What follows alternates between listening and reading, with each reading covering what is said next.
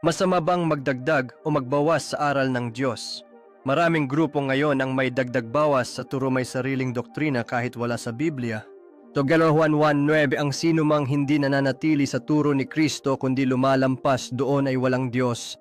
Kapag may nagdagdag o nagbawas sa turo ni Kristo, hindi na yan mula sa Diyos. Kaya dapat suriin sa Biblia lahat ng aral, hindi lang tanggap ng tanggap.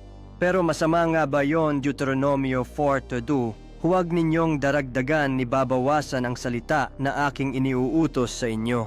Apokalipsis 22:18-19, kung ang sino man ay magdagdag sa mga ito, idaragdag ng Diyos sa kanya ang mga salot. At kung ang sino man ay magalis, aalisin ng Diyos ang kanyang bahagi sa buhay.